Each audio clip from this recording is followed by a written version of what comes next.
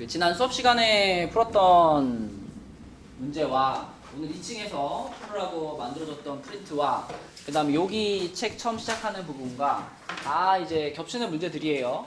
겹치는 문제들이라서 여러분이 이제 보면은 익숙할 겁니다. 익숙한 문제니까 쿡쿡쿡 풀어주시고, 지난 시간에 우리가 요 책으로는 한 5페이지 그죠? 5페이지 정도까지 했거든요. 그래서 3페이지, 4페이지, 5페이지 이런 것들은 여러분들이 풀어보면 되는데, 설명하시오 이런 것만 좀 우리 같이 해보고 갑시다. 지난 시간에 이제 얘기를 하긴 했지만 증가와 감소에 대해서 이것도 한번 설명하고 갈게요. 여러분들이 이제 증가한다라고 하면 머릿속에 미분했을 때 0보다 커요, 이게 가장 먼저 떠오르겠지만, 원래 증가의 개념은 이런 거죠. fx가 증가하고 있어요. 그러면 x1보다 x2가 크면 fx1과 fx2를 비교했을 때도 이렇게 된다. 이게 원래 증가의 개념이잖아. 그지? x 값이 증가했을 때 함수 값도 같이 증가하는 거, 이게 증가의 개념인 거고, 그 다음에 반대로 감소는 x1보다는 x2가 큰데, 근데 fx1과 fx2는 대소관계가 이렇게 뒤집혀 있는 게, 요게 원래 감소의 개념이죠. 요게 증가의 개념, 요게 감소의 개념. 요렇게, 그치? 그래서 이제 1번이나 2번처럼 이 함수가 여기서 증가함을 설명하세요, 이런 문제를 만났을 경우에는 요 개념을 가지고 설명해 주시면 됩니다. 그냥 미분하면 0보다 크니까 이렇게 설명하면 너무 미분의 개념이 이제 들어가 있기 때문에, 자, 증가 감소의 원래 개념대로 설명하자면 이렇게 설명할 수 있어요. 0보다 x1이 크고 그거보다 x2가 더 클 때, 요거일 때 fx1 빼기 fx2 얘를 구해볼 거야. 자, fx1은 이 식에다가 x자리에 x1을 넣은 거니까 당연히 x1 제곱 이렇게 쓸 수 있고요. x1 제곱. 그 다음에 x2 제곱도 fx2도 x2 제곱 이렇게 쓸 수 있잖아. 그러면 요거는 인수분해 가지고 x1 플러스 x2와 x1 마이너스 x2 이렇게 쓸 수 있죠. 이렇게. 근데 이렇게 표현을 해보면, 성빈아, 이거는 0보다 어떤 수일까? 그지? 지금 우리 여기는 등호를 넣는 게 정확하겠다. 이렇게. 자, 다 양수인 상황이니까 이거는 당연히 양수인 게 확실하고요. 그 다음에 요거는 0보다 어때요? 작죠? x1보다 x2가 더 큰 숫자니까 요건 0보다 작아. 그러면 양수와 음수를 곱했기 때문에 이거는 0보다 어때요? 전체적으로 0보다 작죠? 그지? 근데 이게 뭘 찾은 거냐면 fx1 빼기 fx2를 찾은 건데, 그게 0보다 작잖아. 그럼 혜린아, 여기에서 fx2를 넘긴다면, 이걸 이쪽으로 이렇게 넘겨버리면 결국 이게 뜻하는 게 뭐냐면 fx1보다 이렇게 되는 거잖아. fx2가 더 큰 거잖아. 이렇게, 그치? 그래서 이게 확인된 거야. x1보다 x2가 더 클 때 fx1보다 fx2가 더 커 라는 게 확인된 거예요. 그러면 이 함수는 이 구간에서 뭐 하는 중이다? 증가하는 중이다. 이렇게 확인할 수 있는 거죠. 그렇죠? 그래서 이런 증가 감소의 개념을 가지고 1번은 설명을 해주시면 되겠다. 그런 얘기 하고요. 그 다음에 극대 극소에 대해서는 지난 수업 시간에 했고 문제들도 많이 풀었으니까 쭉쭉 넘어가고 5페이지로 바로 넘어가 볼게요. 5페이지. 5페이지에서 함수의 그래프. 그래서 자, 그래프의 개형을 그려라. 8번으로 한번 해볼까? 자, 이런 그래프의 개형을 그리시오 라는 문제는 사실은 뭐만 완성하면 끝날까, 어진아? 증간표 작성하면 그릴 수 있는 거잖아. 그치? 자, 그럼 요거의 증간표를 작성하기 위해서 뭐 해볼까? 근데 너는 미적을 듣니 안 듣니? 저거 안 물어봤어요. 그거 모르겠어요. 뭐 올랐는지 기억 안 나는데. 은솔이는? 그러니까 확통하는 거죠? 초우도 확통하는 거죠? 내일 물어보겠습니다. 넌 물어본다는 얘기를 내가 지금 벌써 아니 약 먹어요. 계속 바꿔야 돼. 지가 뭐 듣는지도 모르면서 바쁘대 학교에서. 네, 내일 쌤 한번 연락 좀 주시면 안 돼요? 한 10시에서 12시 사이에. 아, 네가 알람을 맞춰놔. 아니 그러니까 알람 맞춰놔야지 하고 또 까먹어요 이따가. 지금 맞출까요 그러면? 걔 지금 맞춰 그럼 지금 맞춰. 아니 근데 수업 시간에 알람은 좀 그런데. 수업 시간에 야구도 보면서. 어? 아니 학교에서는 안 봐요. 아 학원에서만 보는 거야. 학교에서는 봐야죠. 싸가지 저거. 알람을 맞추든 뭘 하든 아무튼 내일까지 꼭 물어봐. 그것이 말해줘. 자 미분을 했습니다. 미분해가지고 요렇게 해가지고 여기 묶었어요. 여러분 이런 거 기억나죠? 이렇게 생긴 그래프를 어떻게 그리는지 기억나죠? 그래서 그래프를 대강 그려야 그걸 보면서 이제 부호를 우리가 판단할 수 있잖아. 그지? 가연이 기억나죠? 요 그래프 그리는 거? X축에다가 얼마랑 얼마 찍어? 그치? 마이너스 1이랑 0 찍고 최고차항이 양수니까 어디서 출발해? 오른쪽 위에서 출발하죠? 0에서는 어떻게? 튕기고 마이너스 1에서는 쭉 통과해서 이렇게 내려가죠. 그쵸? 자, 요런 그래프가 F'의 그래프다. 그럼 F'의 그래프를 보니까 부호의 변화가 마이너스에서 플러스에서 플러스로 요렇게 지금 가고 있죠. 그치? 그럼 요걸 바탕으로 이제 우리가 증간표를 그리는 거지. 증간표 한번 정확하게 그려볼게요. X줄, F'X줄, Fx줄 세 줄을 써주시고 자, X값으로 표시해야 될 지점은 여기하고 여기니까 마이너스 1과 0이고요. 윤서야, 두 지점에서 F'의 값은 0, 0이고요. 부호는 어떻게 되죠? 자, 그럼 마이너스니까 이 지점에서는 fx가 어떻게 되고? 감소를 하고 있을 거고 여기서는 증가를 하고 있을 거고 여기서는 또 증가를 하고 있겠죠. 그쵸? 자, 그럼 여기에 들어갈 값은 어떻게 찾을 수 있죠? 그쵸? 여기 위에 식에 넣는 거죠? 여기다가 마이너스 1 넣으면 얼마게?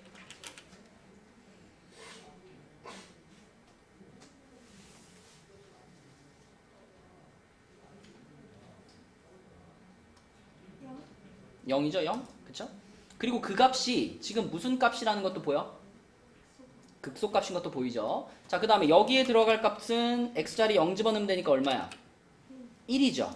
근데 이 값은 하영아 극대나 극소라고 볼 수가 없습니다. 그쵸? 자, 그러면 이 증간표를 보면서 이제 우리가 그래프의 개형을 그릴 거야. 자, 그럼 호철아 몇 컴마 몇과 몇 컴마 몇을 찍어놓고 그래프를 그려야 돼요?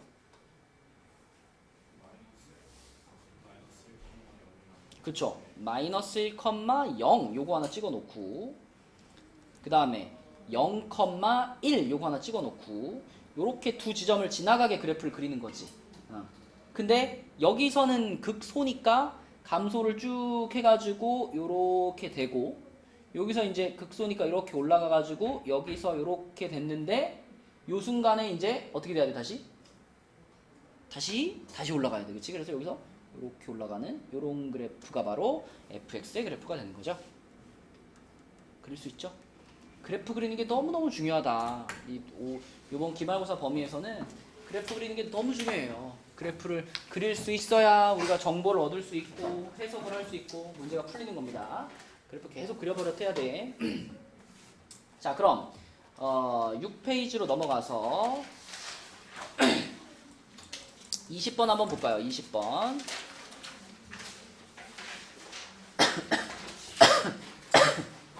요 놈도 증간표만 이용해가지고 그 최대 최소값을 구해도 되지만 그래프 그리는 게 너무 중요하니까 얘도 그래프를 한번 그려보도록 하겠습니다.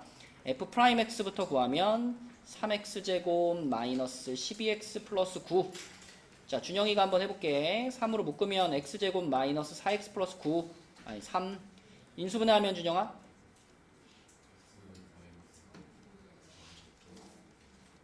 이렇게 되죠. 그쵸? 그럼 아래로 블록하고 어디랑 어디에서? 1이랑 3에서 만났네. 부호는 플러스 마이너스 플러스죠. 그쵸? 맞지? 자, 그러면 이제 그려볼게요. 이제 증가하다가 감소하다 증가하는 3차 함수죠. 증가하다가 감소하다가 증가하는 3차 함수야. 근데 여기가 지금 몇 컴마? 1 몇일까?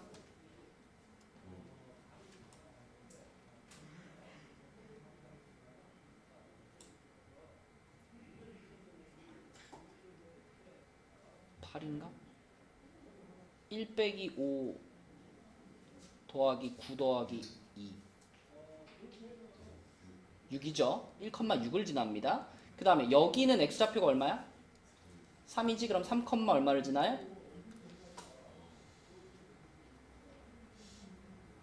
27 빼기 54 플러스 27이니까 여기 셋이 지워진다. 그럼 얼마만 남아? 2만 남네. 이렇게 되네. 그치?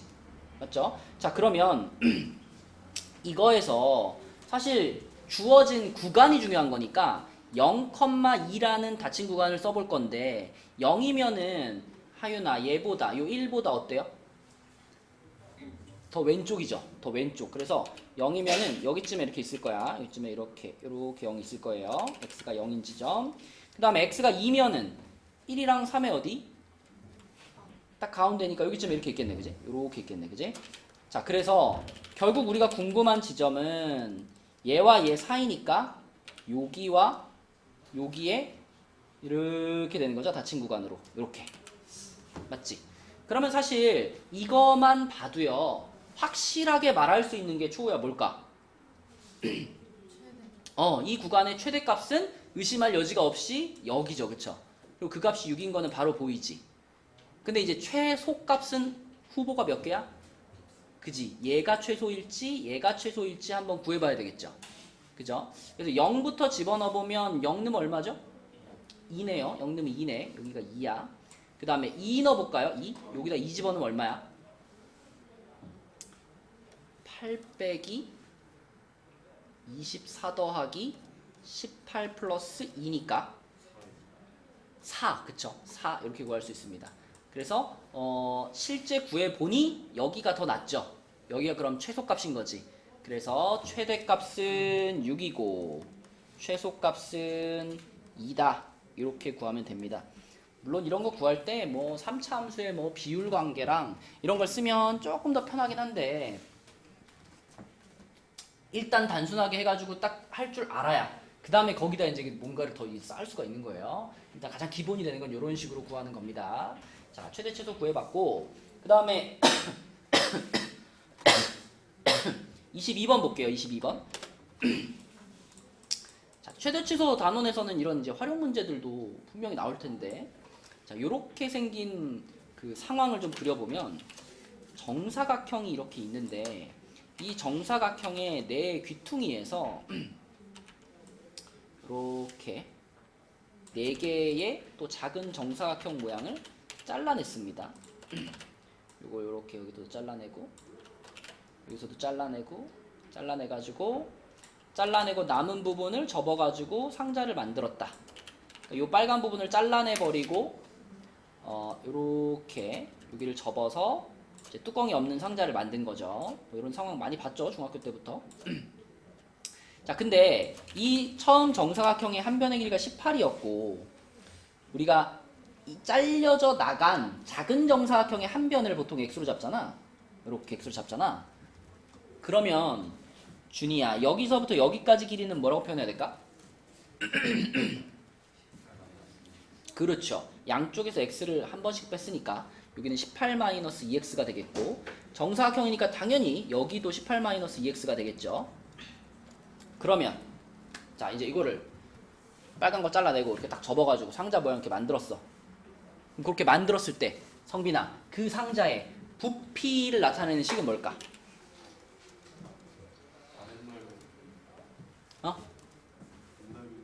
그렇죠. 밑넓이 곱하기 높이인데 밑넓이가 뭔데? 18-x에 18-2x의 제곱이지, 그치? 바닥에 있는 정사각형의 넓이. 그 다음에 이렇게 세웠으니까 이제 높이가 뭐가 되는 거야? x가 되는 거지. 그래서 요게 vx가 되겠습니다. 자, 이 vx의 최대값을 물어봤어. 근데 여러분 예전에도 얘기한 것 같은데 그 이런 활용 문제에서 최대값을 물어보면요 거의 99% 누구 구하면 답일까?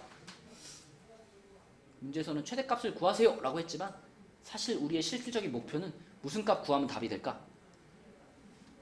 극대값 구하면 답이 돼요. 최대와 극대는 약간 다르지. 하지만 이런 활용 문제를 풀 때는요. 최대값을 구하시오. 그러면 그냥 극대값 찾으라는 얘기구나 라고 생각하셔도 돼요.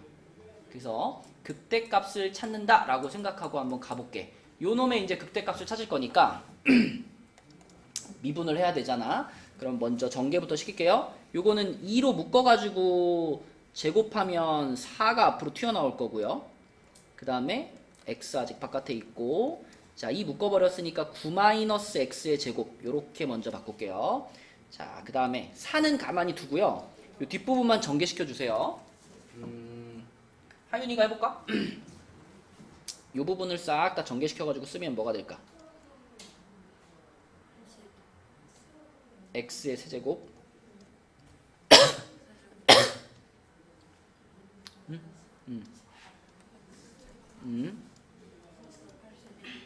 그렇지. 얘를 이제 미분해 주세요. 앞에 4 냅두고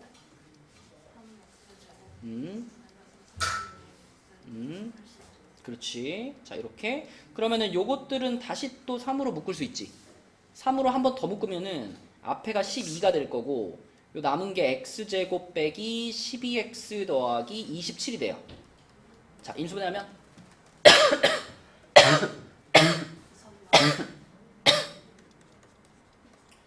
x-3이랑 x-9죠. 자, 그러면은 요게 지금 아래로 볼록하고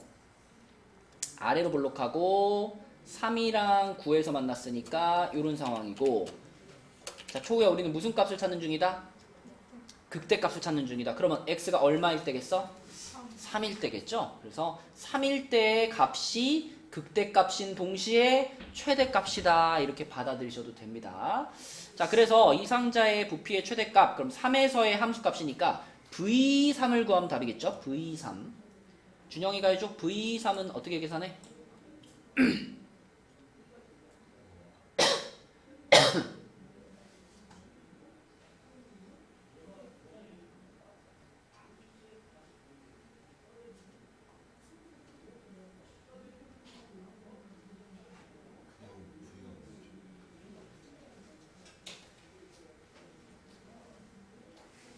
V가 뭐긴 V가 부피지.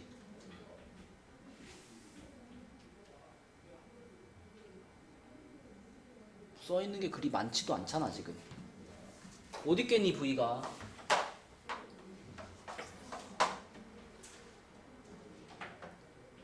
VX가 뭐야? VX가 그러니까 화면에 있잖아. VX가 어떤 식으로 어떻게 되어 있냐고. 그럼 뭐 V3이면 뭐예요?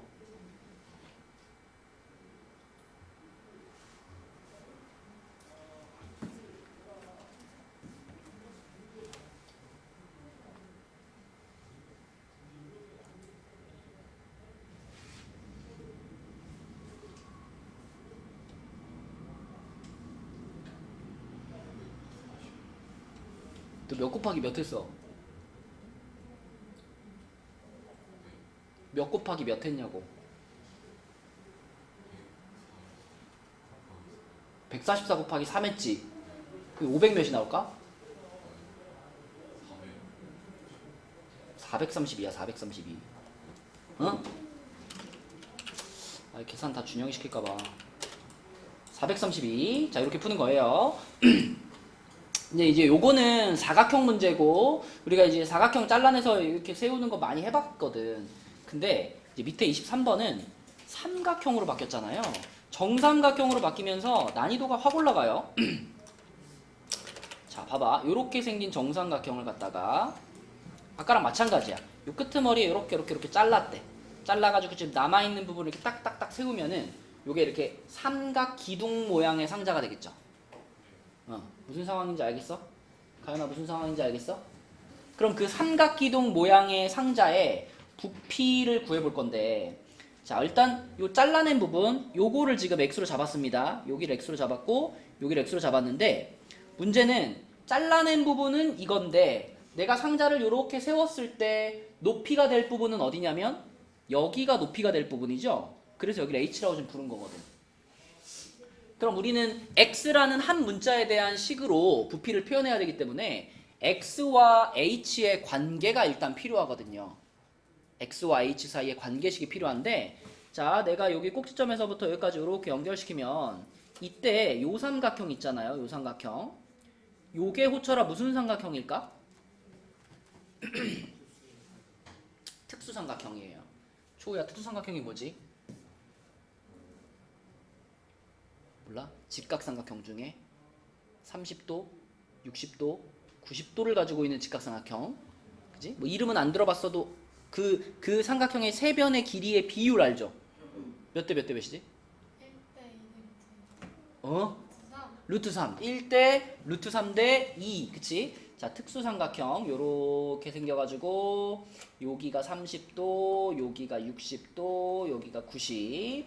그러면 30도랑 마주보는 데가 1대, 60도랑 마주보는 데가 루트 3대, 90도랑 마주보는 데가 2. 요런 항상 일정한 비율을 갖고 있는 애죠. 가연아, 근데 지금 우리는 여기를 뭘로 잡았고 여기를 뭘로 잡았을까? 여기가 h, 높이 h. 여기가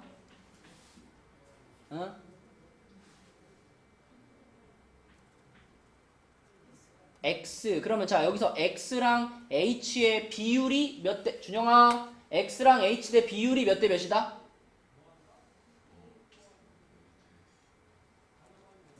아씨.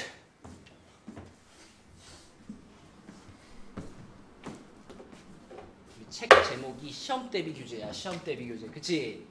어? 시험이 다가오고 있어. 그치? 어? 너랑 나랑 이렇게 얼굴 마주보고 수업하는 시간이 뭐 이틀에 70분밖에 안 되는데, 어? 그 시간 동안 이렇게 따삭할 거야?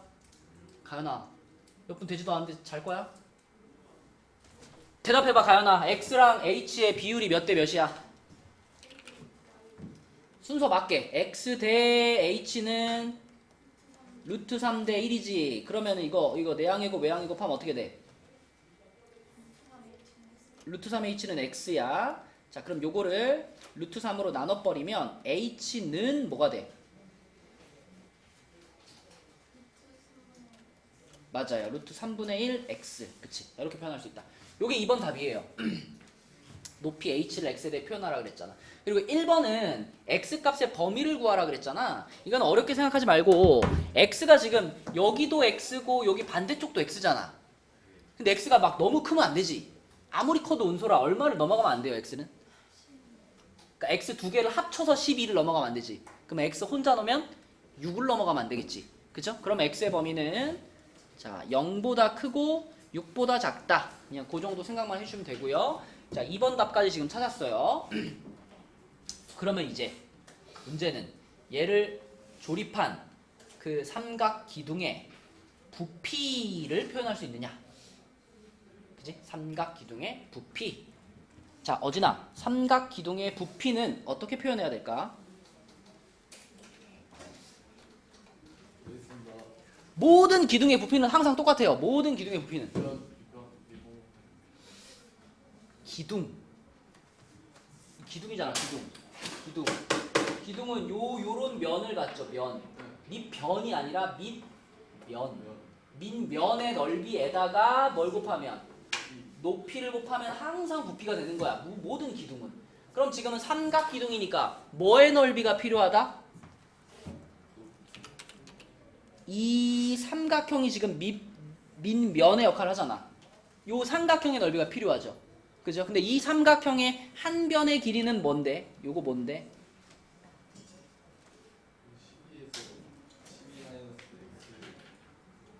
뭐?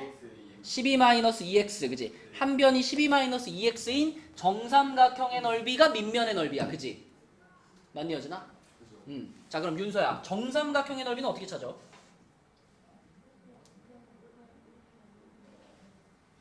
그렇게 생각할 수도 있는데 혹시 한 변의 길이가 a인 정삼각형의 넓이는 뭘까요?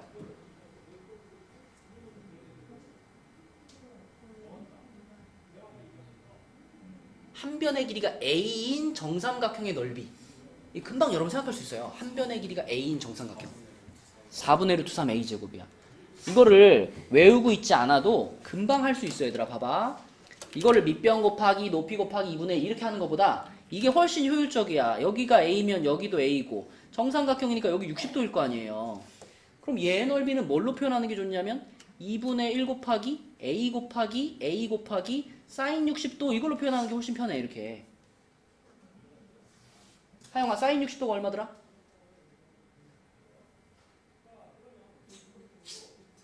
그렇지. 그러면 2분의 1에다가 2분의 루트 3 하면 4분의 루트 3이잖아. 4분의 루트 3 A제곱 이게 정삼각형의 넓이를 구하는 일종의 공식이에요.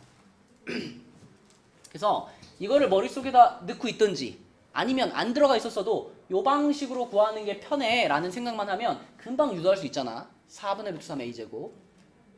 근데 준영아 지금은 이 A 자리에 뭐가 들어가야 되는 상황이야?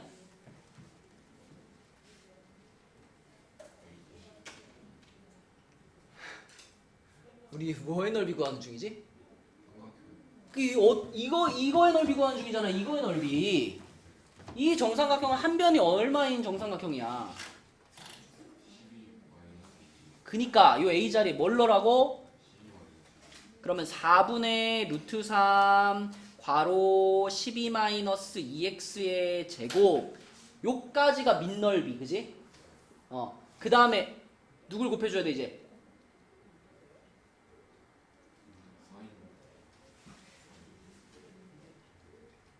아니 준영아 아까 내가 이거 모든 기둥의 부피는 어떻게 구한댔어?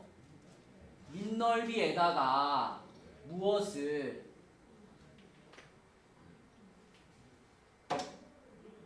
이게 뭐야 이게 밑변이라고? 어? 이게 뭐야 이게 높이 모든 기둥의 넓이는 민넓이 곱하기 높이. 그럼 저기 써있는 4분의 루트 3 12-2x의 제곱이 민넓이잖아. 그럼 쟤한테 누굴 곱해야 되냐고요? 높이를 곱해야지 높이. 그럼 이 문제에서 지금 높이 역할을 하는 문자가 누군데?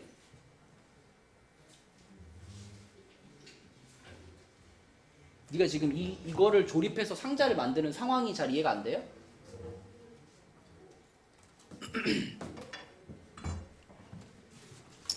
요 정삼각형에서 여기 이렇게 하얀 부분 이렇게 잘라냈잖아요. 세 군데 이렇게 잘라냈잖아요. 그러면 여기 가운데 부분을 땅바닥에 딱 대고 요 직사각형과 요 직사각형과 요 직사각형 세 개 있잖아. 그 세 개를 요렇게 세우는 거야. 그러면은 요렇게 삼각 기둥 모양의 박스가 생기지 않아? 상상이 돼요? 된다고? 그러면 지금 우리가 요 놈의 넓이까지는 했잖아. 요거의 넓이까지는. 요거의 넓이가 요거잖아. 그럼 그게 이제 민 넓이니까 이거 이렇게 세우면은 높이 역할을 하는 부분이 이 그림에서는 어디예요?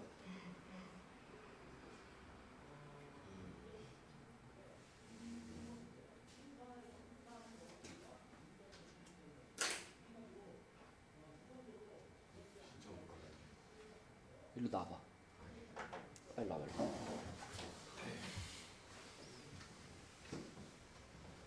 일로 와봐. 여기서 이거 바닥에 깔려 있잖아. 그럼 여기서 이제 이렇게 옆에 붙어 있는 거를 이렇게 옆에 붙어 있던 거를 이렇게 세웠잖아. 그럼 높이가 여기가 높이 아니야 여기? 여기의 길이가? 그러면 이 직사각형에서 어디가 높이야? 손가락으로 가리킨다면? 이 직사각형이 이렇게 있었어. 근데 얘를 이렇게 세웠단 말이야. 그러면은 이게 높이가 되는 거 아니야 이게? 그러면은 이 그림에서는 어디가 높이라고 봐야 돼? 그치 여기를 우리는 근데 뭐라고 잡아놨을까? H라고 잡아놨잖아. 그리고 아까 전에 우리가 H를 뭐라고 찾았어? 루트 3분의 1 X라고 했잖아. 그러니까 지금 이게 민넓이잖아. 거기다 곱하기 여기가 이제 높이 H가 들어갈 자리인데 근데 H가 뭐랑 같다고? 루트 3분의 1x. 요거랑 같다고. 그래서 여기다가 이걸 집어 넣어주면 이게 이제 뭘 구하는 식이 완성된 거야? 넓이. 부피요. 네. 들어가. 자, 이 식을 여러분들이 완성시켜야 됩니다. 자, 근데 이거 정리가 잘 돼요. 보면 자, 딱 봤을 때 일단 바로 지울 수 있는 게 뭐지, 하연아? 루트 3, 그치? 지울 수 있어. 루트 3 바로 지울 수 있고. 그 다음에 요 놈한테서 지금 요거 괄호 안에 있는 거 이거 2로 묶을 수 있잖아요. 그죠? 2로 묶을 수 있는데 제곱도 있잖아요. 그럼 결국 그게 누구랑 지워질까? 요거랑 딱 지워지겠죠? 준이 이해되니? 그러면은 결국 괄호 안에 있던 것 중에서 2로 묶어버렸으니까 6-x의 제곱 요 놈만 남을 거예요. 그죠? 그리고 뒤에 있던 쏘리 이거 잘못 썼다. h가 아니라 x죠. h 자리에 지금 루트 3분의 1x가 들어간 거죠. 지금. 자 그럼 여기다가 요 남아있던 x만 딱 하나 이렇게 붙여주면 얘가 이제 vx가 되는 거죠. 그럼 이번에도 우리는 최대값을 구하고 싶지만 실제로는 뭐 찾는다고 생각하면 돼? 극대값 찾는다고 생각하면 되죠? 요거의 극대값을 찾으면 된다. 한번 전개시킬게요. x 세제곱 마이너스 12x제곱 플러스 36입니다. 36x. 자 그러면 극대값 찾을 거니까 미분하자. 혜린이 불러줘.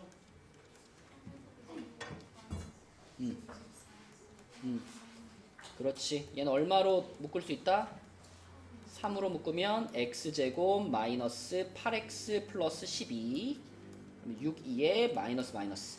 그래서 요렇게 되고요. 요렇게 2랑 6이랑 풀마풀. 성빈아 우리 무슨 값 찾는 중이라고? 극대값 얼마에서 그러면? 2에서 x가 2인 지점에서 극대를 가질 거고 그것이 곧 최대값이 된다 그랬죠. 그래서 x가 2일 때니까 v2를 찾으면 답이야. v2. 그치? v2. 그러면 준영아 v2는 얼마일까?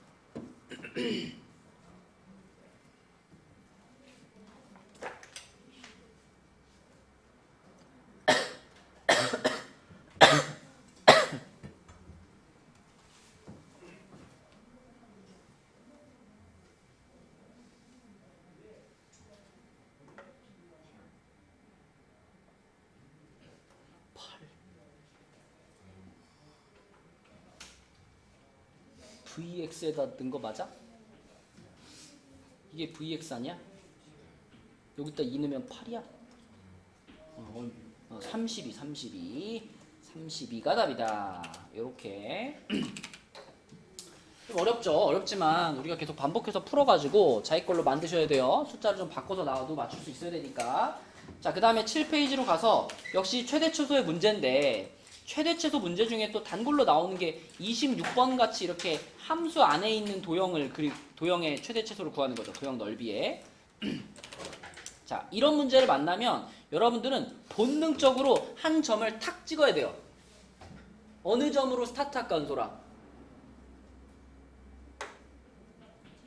D. 이게 제일 편해. 1사분면에 있으면서 요 함수 위에 있는 점, 걔를 항상 주인공으로 보시면 돼요. 그래서 그 점에, 내가 주인공으로 설정한 점에 x좌표를 뭐 t라고 잡든지 뭐 a라고 잡든지 하나의 문자로 잡는 거야. 그러면 이거를 내가 x좌표를 이렇게 하나로 정하는 순간 y좌표는 자동으로 정해지는 거야. 그냥. 가연아, 뭐로 정해질까 여기가? 맞아요. 저 함수 위의 점이기 때문에 자, 요렇게 12-t제곱으로 딱 정해집니다. 요 점의 좌표가.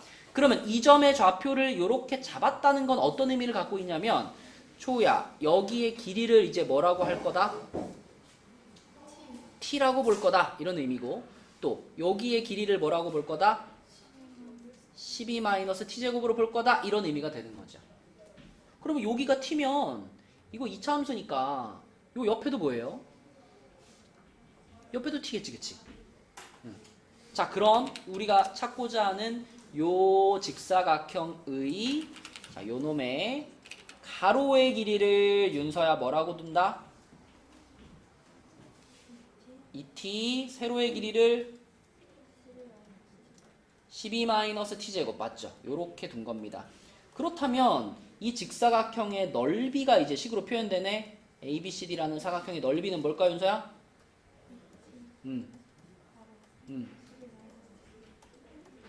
요거지, 그치? 맞죠? 그럼 우리는 요거를 가지고 그대로 최대값을 구하면 되는 거야. 쉽죠? 처음 스타트하는 점만 딱 잡으면 쭉쭉쭉 나온다고 가로 세로 다. 그러면 최대값을 구할 건데 최대값은 사실상 뭘 구하는 거다? 극대값을 구하는 거라 그랬잖아. 그래서 이거 미분해서 극대값 찾을게요. 요거를 VT라고 이름을 붙일게. V 하지 말고 FT라고 이름을 붙일게요. 얘를. 자, 그러면 F'T를 찾기 위해서 전개를 먼저 시켜요. 마이너스 2t 세제곱 플러스 24t. 자, 그럼 미분 한번 하면은 마이너스 6t 제곱 플러스 24. 자, 그럼 마이너스 6으로 묶어요. 그러면 t 제곱 마이너스 4 인수분해 해요. t 플러스 2 t 마이너스 2. 자, 이렇게. 자, 그럼 요거는 어디로 볼록이니 준이야?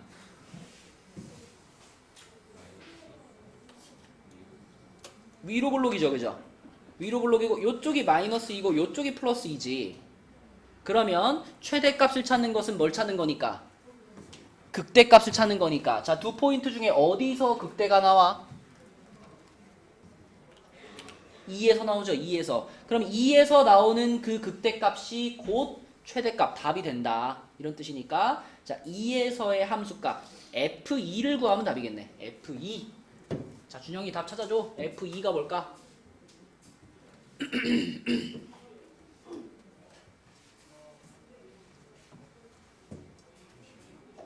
32, 그쵸? 32 맞습니다. 자, 여기 답이고. 자, 그 다음에 27번 문제가 좀 어려워요. 27번. 일단은 27번 문제는 이거 학교에서 풀어봤니 얘들아? 안 풀어봤어? 하인이 안 풀어봤어? 이게 분명히 부교재에 있을 텐데 기억이 안 나는 거겠지. 풀어는 봤겠지 학교에서. 그죠? 그 무교재에 있는 문제 학교에서 다 푸는 거 아니에요? 안 풀어? 응? 안 풀어야 하나?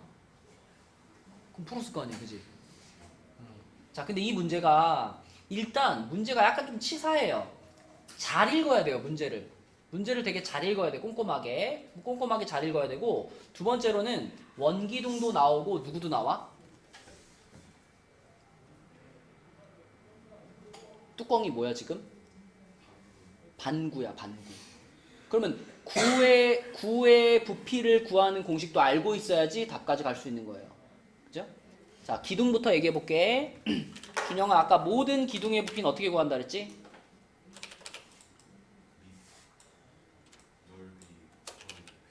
그러면 원 기둥이면 밑면이 뭐니까? 원이니까 밑넓이가 곧 원의 넓이겠지. 그치? 자, 우리가 만약에 요 원의 반지름을 R이라고 한다면 이 밑넓이는 뭐가 될까? 맞아, 파이 R 제곱이지. 거기다 뭐만 곱하면 돼? 높이는 보통 무슨 문자로 표현하니까? H로 표현하니까. 자, 원 기둥의 부피를 나타내는 공식은 어떻게 외우면 좋을까? 파이 R 제곱 H. 맞아, 파이 R 제곱 H. 이렇게 해주면 이제 원기둥의 부피입니다. 자, 그 다음에 구라는 도형으로 가서 구. 공 모양이죠, 공 모양. 구는 건널비 공식까지 같이 복습을 해볼게요. 건널비 부피 초. 구의 건널비 뭐죠? 구의 건널비. 구의 부피. 은솔이 구의 건널비 360? 360분의 중심각, 그거는 이제 뭐 부채꼴 이런 거 구할 때 하는 거고, 구는 이제 입체도형이잖아.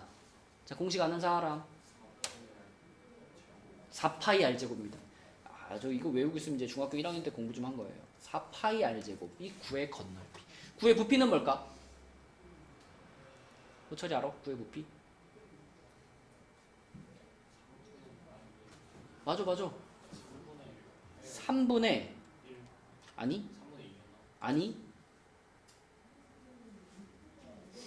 3분의 4 파이 R 세제곱이 구의 부피예요. 9라는 도형은 이 공식을 그냥 안 외워버리면 그냥 손을 못 대는 거예요. 뭐 다른 거랑 뭐 연상하기도 어렵고, 기둥 같은 경우는 계속 말하지만 모든 기둥은 다 밑넓이 곱하기 높이니까 원기둥의 공식은 까먹었어도 금방 다시 생각할 수 있거든. 근데 구 같은 경우는 그냥 외워줘야 돼. 건널비는 4파이 r 제곱이고 구의 부피는 3분의 4파이 r 세제곱이다. 그치? 부피 공식에는 분모에도 3이고 여기에도 3이고 또 부피는 단위에도 세제곱이 있죠.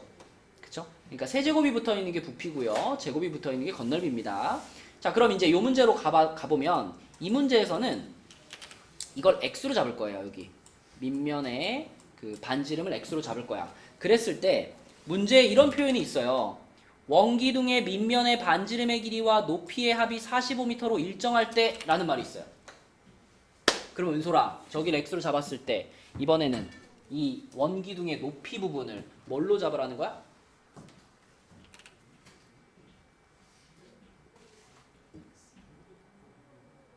문제에서 밑면의 반지름과 높이가 똑같을 때 그랬나? 밑면의 반지름과 높이의 합이 45라고 했잖아, 그치? 근데 우리가 밑면의 반지름을 x로 잡았잖아. 그럼 여기는 뭐야?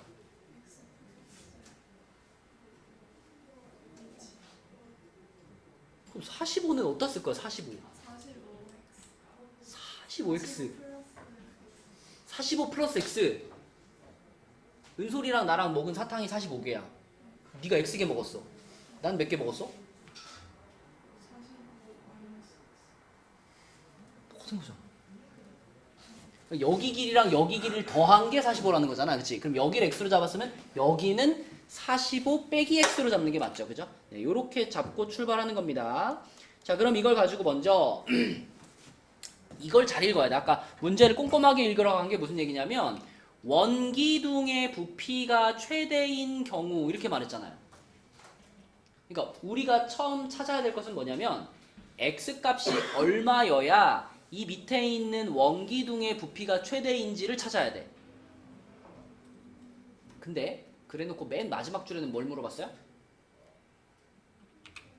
원기둥의 부피를 물어보지 않았지. 마지막 줄에 뭘 물어봤어? 실내 농구장의 부피를 물어봤어요. 그러니까 보통 활용 문제는 어떠냐면 뭐 아까 전에 뭐 이런 거 있잖아. 아까 전에 뭐 이런 거 생각해 보면 요걸로 만들 수 있는 상자의 부피가 최대일 때 그 부피의 최대값을 구해. 이게 보통 문제야. 근데 이 문제는 원기둥의 부피가 최대일 때를 구하는데 그때의 원기둥의 부피가 답이 아니라 그 순간의 농구장의 부피가 답이에요. 그러니까 원기둥만 구하면 안 돼. 마지막에는 요 위에 붙어있는 요 뚜껑도 같이 구해야지 정답이 나온다고요. 자, 풀면서 또 이해를 해봐. 원기둥의 부피가 최대인 경우를 일단 찾을 거니까 원기둥의 부피를 우리 식으로 나타내 봅시다. 원기둥의 부피. 자, 요거를 fx라고 이름을 붙일게. 자, 그러면 준영아, 원기둥의 부피 아까 공식 저기 있었잖아, 그지? 요거를 이제 여기에 맞게 변형한다면 어떻게 될까?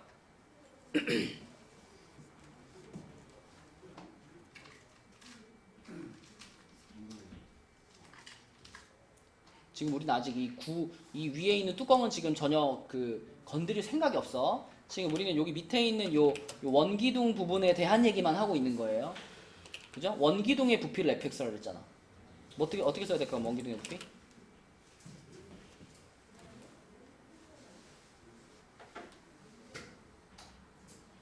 맨 위에 써있잖아. 원기둥의 부피 공식. 여기에 맞게. 여기에 맞게. 여기는 지금 밑면의 반지름을 뭘로 잡아놨니? 그래, 그렇게 시작해야지. 파이 x제곱 그 다음에 그죠? 괄호 45-x 이게 fx야. 원기둥의 부피. 맞지? 근데 우리는 원기둥의 부피가 최대가 되는 순간을 찾고 싶어. 그러면 최대를 찾으라 그러면 뭘 찾으면 된다고, 준영아?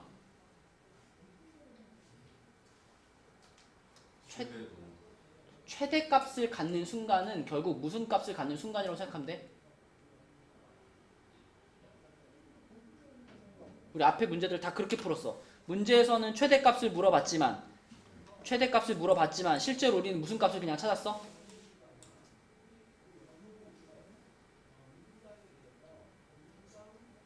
어? F'의 부호가 플러스에서 마이너스로 넘어가는 데를 뭐라 불러 우리는? 어? 그래프가 이렇게 될 때 이런 데를 뭐라 불러?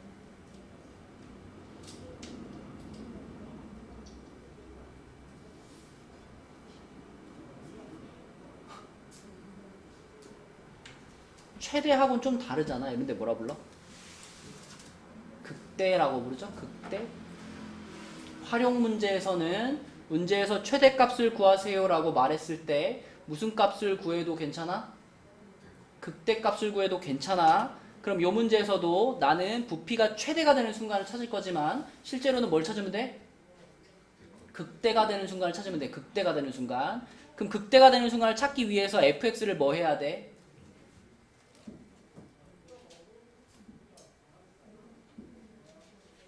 극대극소를 찾으려면 뭘 해야 돼? fx를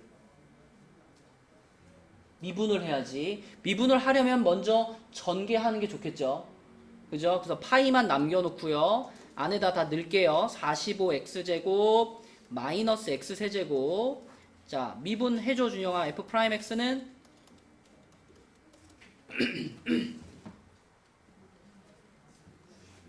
90x 마이너스 3x 제곱이야. 그럼 요 괄호 안에 거는 마이너스 3x로 묶을게.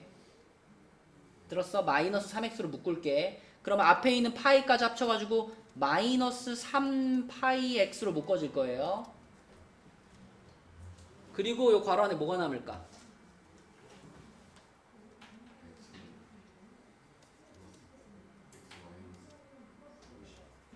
자, 그럼 이거의 그래프를 그릴 거야. 어디로 볼록이야? 위로 볼록이고 얼마랑 얼마에서 만나? 0이랑 30에서 만나. 우리는 무슨 값을 찾는 중이야? 극대값을 찾는 중이야. 그럼 부호가 마이너스 플러스 마이너스로 바뀌니까 언제 극대값을 가질까?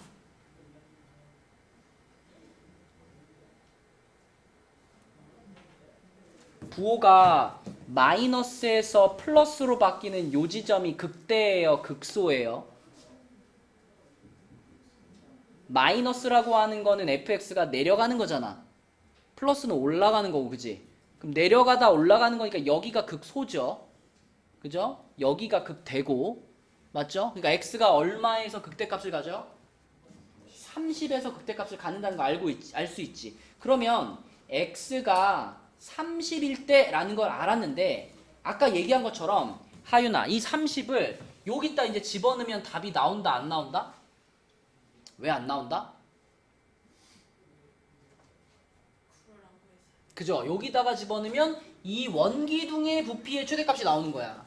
그지? 근데 문제에서 원하는 건 뭐냐면 원기둥 부피가 최대일 때 농구장의 부피를 구하라 했잖아. 그지? 그러니까 x가 30일 때 이 전체 부피가 얼마냐 이걸 대답해야지 답이라고요. 초우 무슨 말인지 알겠죠? 자, 그럼 이제 초우가 해보자. vx라고 할게요. vx는 농구장 전체 넓이 전체 부피라고 할게. 농구장 부피. 자, 그러니까 원기둥과 반구를 합친 거예요. 근데 우리는 v30을 구하고 싶은 거잖아, 그치? v30. 그러면 30이면 원기둥부터 해봐. 자, 요 놈의 부피는 요렇게 이미 표현해놨으니까 요따 그냥 얼마 넣으면 돼? 30 넣으면 되죠. 그럼 뭐라고 쓸까? 900파이 곱하기 15 맞죠? 요게 요 밑에. 자, 그 다음에 이제 이 위에 있는 요 반구의 부피를 구해야 되는데 반구는 말 그대로 9를 반 자른 거잖아. 9의 부피가 이거였잖아요. 요걸 반 잘랐어. 그리고 반지름이 몇인 상태? 30인 상태지, 그지? 9의 반지름도 여기서부터 여기까지 요거니까 얘랑 똑같겠죠, 그쵸? 자, 그래서 요 식에다가 반 잘라주고 R자리 30 넣은 거잖아. 뭐라고 쓸까? 뭐라고요? 6분의 4파이, 그러니까 3분의 2파이, 맞죠? 3분의 2파이 곱하기 30의 세제곱 맞지? 이거 이제 계산하면 이게 답인 거예요. 여기다 안경 껴. 안 보이잖아. 자, 근데 이거를 계산할 때 여기 앞에 이미 900파이가 딱 있잖아. 900파이가 딱 있으니까 계산을 이렇게 해볼게요. 30을 3번 곱하는 얘긴데 가연아 30을 2번만 곱하면 얼마야?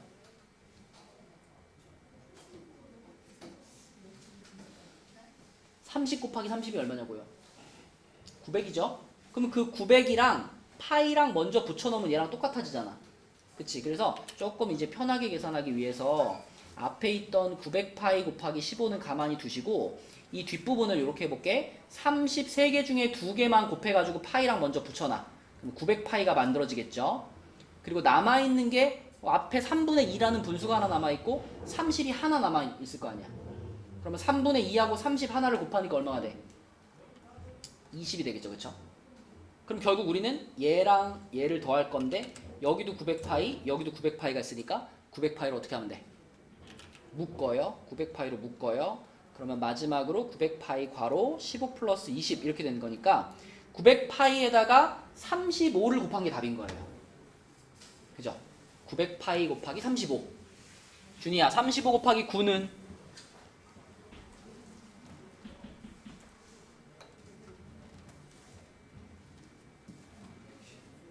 315지. 그치? 거기다가 0 2개 붙여줘야 되니까 31,500이고요. 파이까지 붙여가지고 31,500 파이가 답이에요. 그치?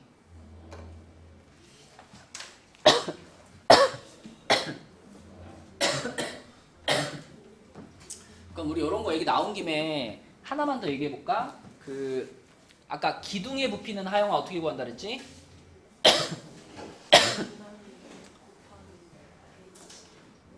맞아요. 밑넓이 곱하기 높이라고 했죠. 그러면 기둥 말고 뿔도 있잖아. 뿔의 부피는 어떻게 구하죠? 뿔의 부피? 그러니까 밑넓이 곱하기 높이의 개념은 똑같아. 근데 뿔은 기둥을 깎은 거야. 깎았으니까 기둥보다 부피가 작죠. 그래서 앞에 얼마를 붙인다? 3분의 1을 붙인다. 그지? 준영아, 기둥의 부피는 어떻게 구해? 기둥.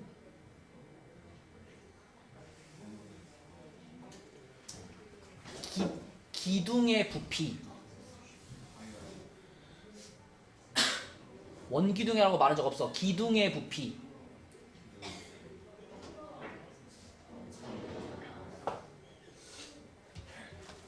뭐라고? 기둥의 부피. 기둥의 부피.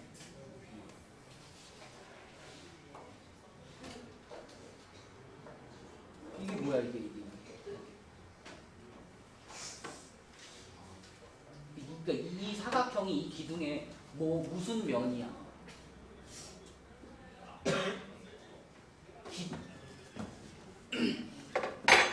기둥이라는 거는 똑같은 거를 차곡차곡 쌓아놓은 게 기둥이잖아요. 그럼 그 기둥의 부피를 구하려면 그 바닥의 모양이 뭔지를 봐야 돼. 바닥의 넓이가 뭔지를 봐야지. 그걸 우리 밑넓이라고 불러, 준영아. 어? 그러니까 기둥의 부피를 구하려면 일단 무슨 넓이가 필요해? 밑넓이가 필요해. 그러니까 밑넓이가 얼마인지 보고 그 다음에 요거를 이제 차곡차곡 쌓았으니까 얼마나 높이 쌓았냐를 곱해줘야지 부피가 나오는 거잖아. 모든 기둥의 부피는 어떻게 구한다고? 똑부러지게 말해봐. 밑넓이 곱하기 높이, 그게 기둥의 부피를 구하는 거야. 그치? 그리고 방금 전에 나는 뿔의 부피를 얘기했어. 뿔 뭔지 알죠? 뿔, 바닥은 이렇게 생겼는데 이렇게 위에가 뾰족한 게 뿔이지. 뿔의 부피는 밑넓이 곱하기 높이는 같은데 앞에 뭐가 하나 더 추가돼?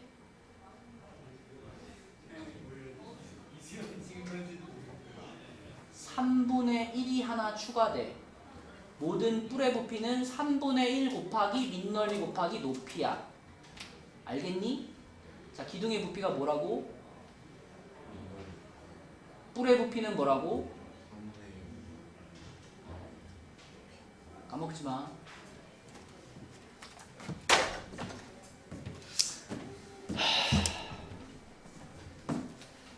자, 그리고 방정식 부등식은 실근의 개수 구하는 것만 얘기를 하고 오늘 진도를 마칠게요.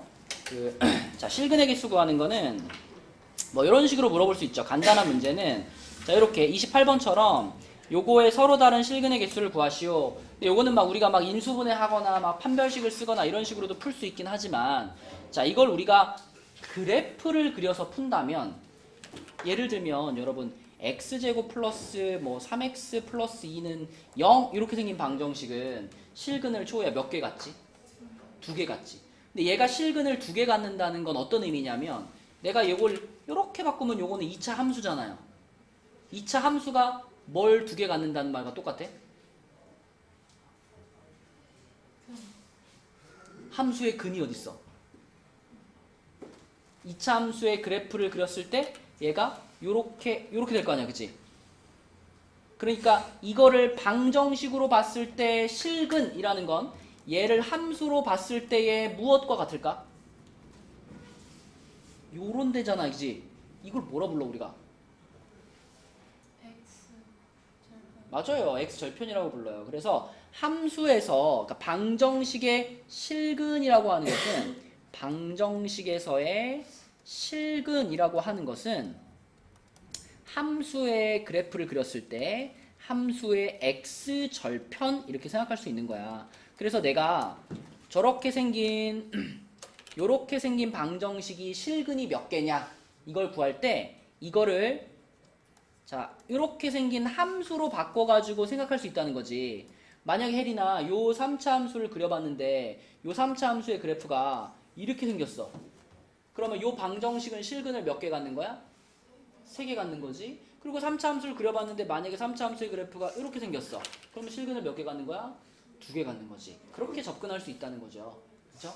그러면 인수분해가 안 되더라도 우리가 그래프를 통해서 그 실근의 개수를 찾을 수가 있거든. 그렇죠? 그래서 실제로 문제는 뒷장에 있는 문제를 하나 풀어볼게요. 뒷장에 그 31쪽에 자 31쪽에 요렇게 생긴 방정식 요 방정식의 서로 다른 실근의 개수를 구해라 라고 했습니다. 자 요거에서는 보통 우리가 A라는 문자보다는 K라는 문자를 더 좋아하는데 요렇게 끝에 요런 거 하나 띡 붙어 있을 때 어떤 식으로 계산했는지 기억나요? 우리 이거 많이 했었는데 베이직센에서 막 풀고 그랬었는데 그지? 맞아요. 하나를 넘기죠. 여기 있던 마이너스 A를 일로 이항시켜가지고 x세제곱 플러스 3x제곱 마이너스 9x 여기까지를 하나의 함수로 fx로 이름을 붙여주고 그 다음에 얘가 이제 넘어가면 이제 플러스 a가 되잖아. 그 플러스 a는 자 y는 a라는 무슨 함수? 상수함수로 하나 분리시켜내지, 그지? 그래서 요 3차 함수와 요 상수함수의 뭐의 개수를 보면 돼? 요 함수와 요 함수의 무슨 점의 개수? 두 함수의 무슨 점의 개수를 보면 될까? 교점의 개수. 교점이 뭐야? 이렇게 되면 몇 번 만나는 거야? 3번 만나는 거잖아. 3번 만나. 교점이 3개야. 그러면 이 방정식의 실근이 몇 개야? 3개가 되는 거고, 그렇지? 만약에 상수함수가 이렇게 지나가. 그러면 교점이 2개잖아. 교점이 2개면 실근도 2개가 되는 거고 이런 식으로 했었잖아. 그래서 A 가지고 오르락 내리락 이렇게 움직이면서 풀었었잖아요. 그 유형이에요.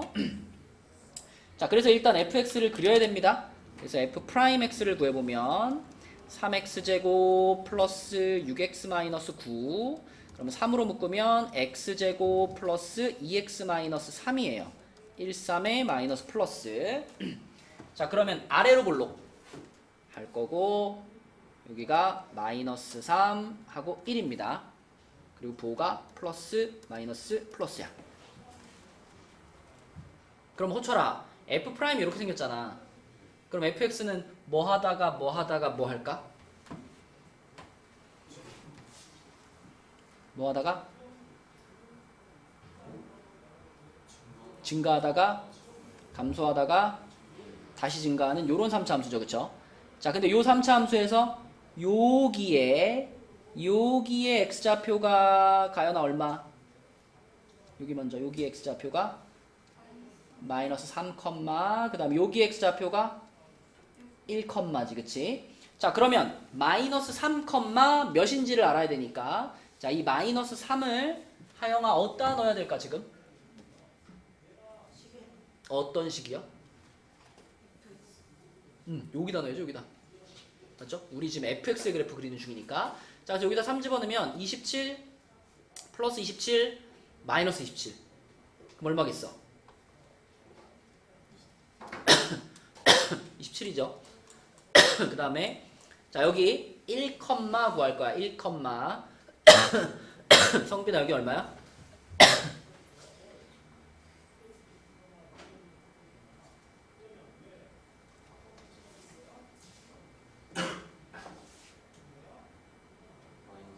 마이너스 5. 맞아요? 마이너스 5. 자, fx 그래프는 끝났어. 여기다가 이제 우리는 y는 a라는 상수함수를 하나 그어볼 건데, 상수함수는 항상 가로 방향으로 그어지니까 이렇게 그어야죠. 이렇게 그어야죠. 이렇게. 그럼 이제 a 값에 따라서 얘가 이제 올라갔다가 내려갔다가 하면서 교점을 만드는 겁니다. 자, 그럼 봐봐. 준영아, 요때는 교점이 몇 개?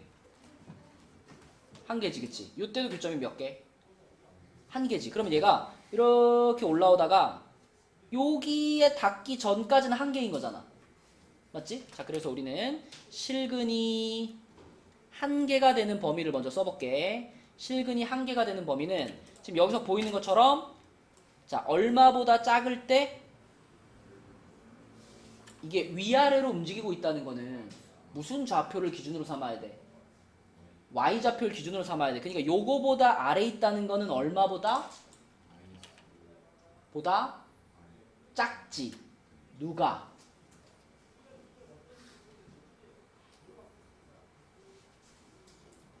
이 상수함수는 지금 어떤 그래프를 그리는 중인 거야?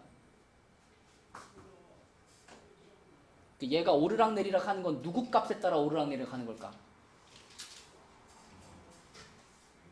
A 값에 따라. 맞죠? A 값에 따라. 그러니까 A가 마이너스 5보다 작으면 그래프가 이렇게 그려지는 거죠. 그래서 A가 마이너스 5보다 작다.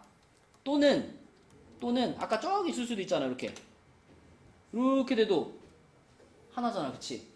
이거는 범위를 어떻게 써야 돼?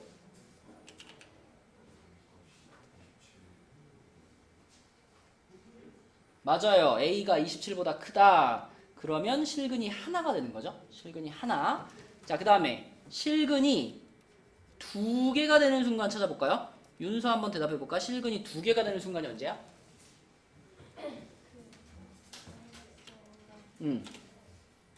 요게 딱 여기 걸쳐 있을 때, 또는 딱 여기 걸쳐 있을 때.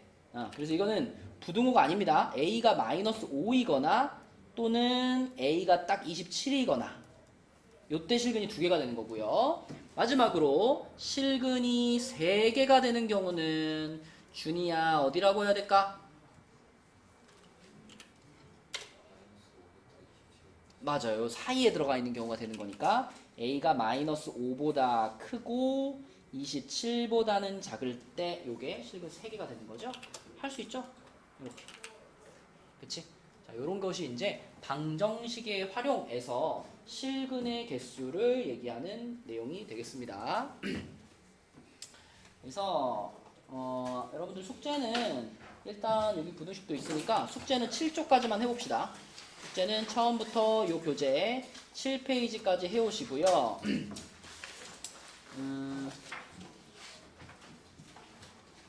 그리고 여러분 밑에서 그 오늘 저거 프린트 있죠? 보강 프린트. 오늘은 그 보강 프린트 다 끝냈는지 볼 거고, 그리고 오늘이 이제 그 개념센과 베이직센을 마지막으로 끝내는 날이야. 오늘까지 못 끝낸 거는 이제 어떻게 할 수 없어. 오늘까지 못 끝낸 거 어쩔 수 없고. 자, 오늘 마지막으로 개념센과 베이직센을 할 수 있는 데까지 해보시고, 필수적으로 그 보강 프린트는 끝내셔야 돼요. 이거는 교과서니까. 보강 프린트 끝내고 교재 검사 받고 하시면 되겠습니다.